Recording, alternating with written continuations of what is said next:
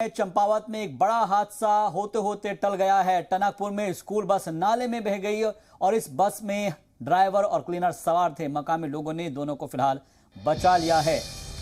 इस वक्त की ये बड़ी खबर है उत्तराखंड से, जहां पर चंपावत में बड़ा हादसा होते होते टल गया। टनकपुर में स्कूल और बस नाले में बह गए। हालांकि बस में ड्राइवर और क्लीनर ही सवार थे। मकामी लोगों ने फिलहाल दोनों को बचा लिया है। तस्वीर को आप ध्यान से देखिए, जहां पर पानी का तेज बहाव, और इस तेज बहाव में ये देखिए एक साइड से होते हुए जो जमीन है वो थोड़ी सी नम थी और इसी वजह से डिसबैलेंस हुई बस और एक साइड में वो बह गई है। नाले में बहने के बाद यहाँ पर जो बस और ड्राइवर जो सवार थे, बस में ड्राइवर जो सवार थे और क्लीनर सवार थे, उन दोनों को मकामी लोगों की मदद से बचाया गया है। इस तस्वीर को आप ध्यान से देखिए, ये स्कूल की बस है। ये शुक्र है कि इसमें स्कूल के बच्चे नहीं थे उस वक्त, सिर्फ ड्राइवर और जो क्लीनर है वो इसमें सवार थे, लेकिन एक बड़ा हादसा होते होते यहाँ पर टल गया। इस खबर पर ज्यादा जानकारी के साथ जी मीडिया रिपोर्टर ललित मोहन हमारे साथ जुड़ गए हैं। ललित, सबसे पहले आपसे जानना चाहेंगे किस स्कूल की ये बस है, कितने बजे ये हादसा हुआ है और कहां पर यह हादसा पेश आया है? देखिए समाज, मैं आपको बताना चाहूंगा, चंपावत जनपद में देर रात हो रही बारिश से जितने भी नदी नाले हैं ये पूर्ण रूप से उफान पे आ गए हैं।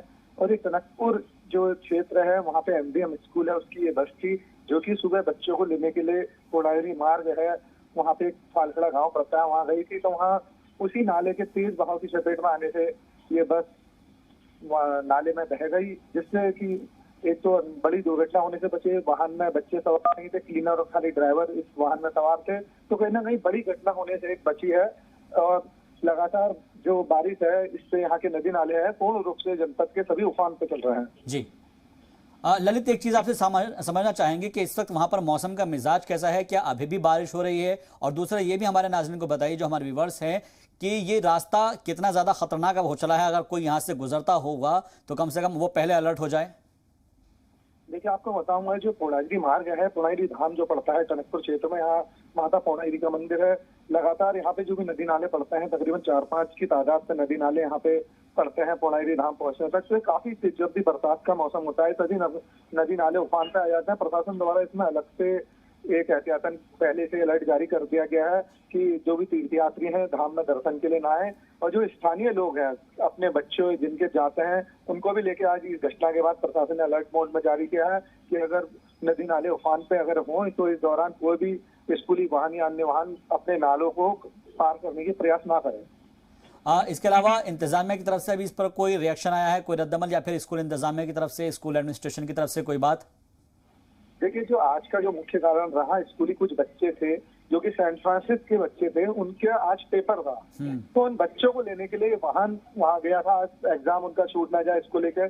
तो कहीं ना कहीं जो स्कूली बच्चों के जो पेपर के चलते लेने के लिए उनकी तरफ से कहा गया कि भैया हमारा आज पेपर है, हमें लेने आइए, नहीं तो हमारा पेपर कैंसिल हो जाएगा। तो उसको लेकर जब वाहन चालक ने नाले में अपने वाहन को डालने का प्रयास किया तो उसी समय अचानक ये जो घटना घटित हुई है ये हुई है और वाहन जो है वो नाले में समा गया। लेकिन एक जो बड़ी बात रही कि एहतियातन जब इसमें कोई बच्चे सवार नहीं तो बड़ी दुर्घटना होने से यहाँ पे बची है।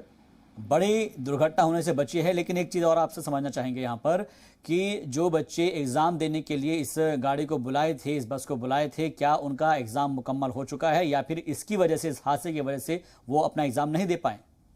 देखिए, प्रशासन द्वारा उन बच्चों के लिए अन्यत्र तौर पर एडमिशन लेकर बात की गई है, तो उनको जो उस समय नदी नाला पहुंचे उस समय मांगा गया। उसके बाद ये, क्योंकि जितने भी नाले हैं छोटे मोटे, ये कुछ समय के लिए आधे एक घंटे के लिए उफान में रहते हैं। उसके बाद जैसे ही बरसात का लेवल या पानी का लेवल डाउन होता है, पर्वतीय क्षेत्र से जुड़े हुए नाले हैं, जब बरसात का वहाँ पे कम होती है तो नालों का कहीं ना कहीं प्रभाव भी कम होता है। तो इसको लेकर प्रशासन द्वारा अपने स्कूल एडमिनिस्ट्रेशन से वार्ता की गई है कि जो एग्जाम बच्चों को होगा, जब नाले अपने सामान्य रूप में आ जाएंगे तो उसके बाद इनका परीक्षा संपन्न कराई जाए। ललित, एक ये बताइए कि जितने भी इसमें लोग, जो 2 लोग सवार थे, ड्राइवर और क्लीनर, क्या उनकी जो हालत है वो ठीक है? उनको किसी तरह की कोई चोट तो नहीं आई है, कोई जख्मी तो नहीं हुआ? देखिए, जब ये वाहन दुर्घटनाग्रस्त हुआ, स्थानीय लोग वहाँ और जो भी रेस्क्यू टीम है आपदा की यहाँ पे, उनके द्वारा उनको सकुशल बाहर निकाल लिया गया। किसी तरीके अभी कोई उनमें ऐसा कोई बड़ी चोट या अन्यथा कुछ ऐसी लगी नहीं है।